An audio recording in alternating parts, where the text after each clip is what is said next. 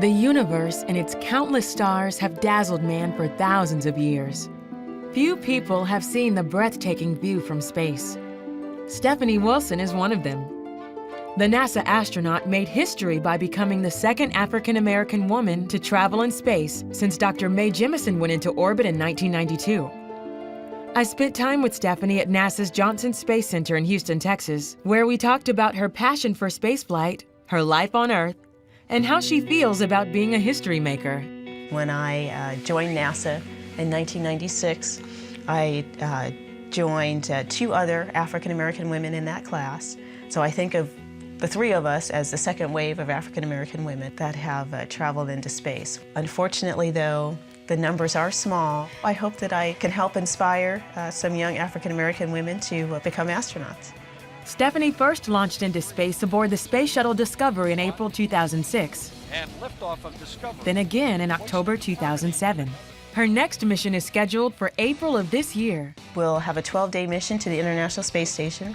We'll carry a logistics module, which will have supplies and experiments for the space station crew. And we will also have 3 spacewalks.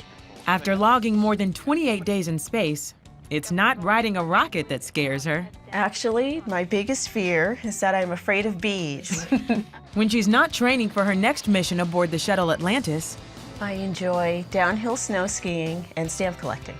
I also enjoy community service, either volunteer work or participating in church work.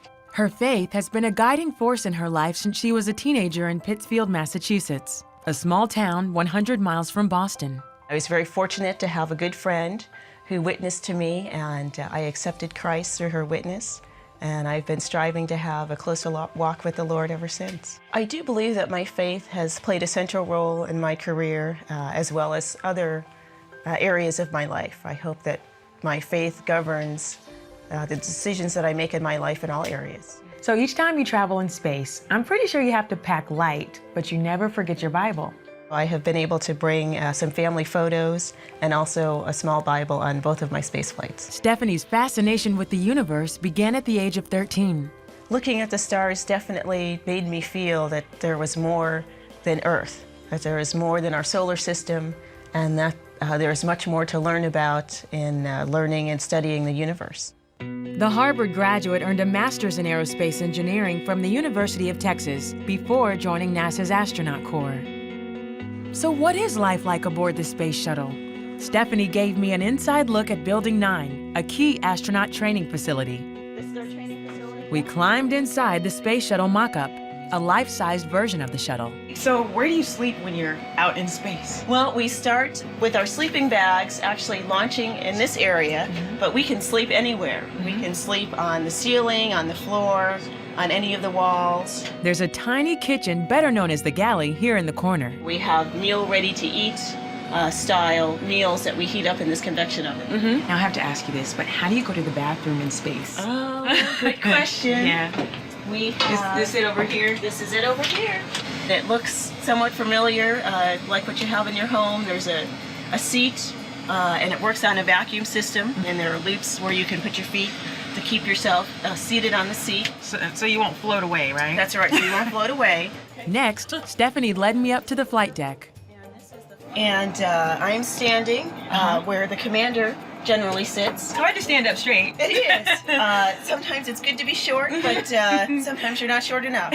Stephanie remembers some tense moments aboard the shuttle. You train extensively for your missions, but sometimes things go wrong. Was there a particular moment where you really had to trust God? There was a particular moment. On my second flight, we had a problem with the solar array, and we had to send a spacewalker out on the end of the robotic arm to the end of the space station to do this repair.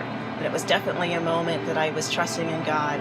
His life was in my hands and the hands of another robotic arm operator. The risky operation was a success, but the dangers of spaceflight are real. The Columbia tragedy in 2003 sent shockwaves through NASA and the nation. All 7 crew members died when the shuttle disintegrated upon re-entry.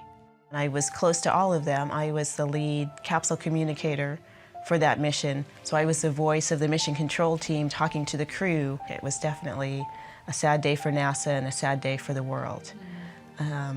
As a result of accidents, though, we learned a great deal We're able to make safety improvements.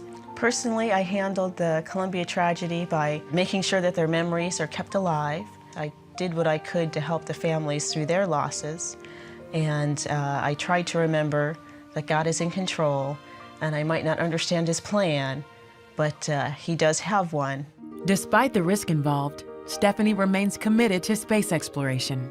I do believe I have found my purpose in life. I believe that this is what I was destined to do.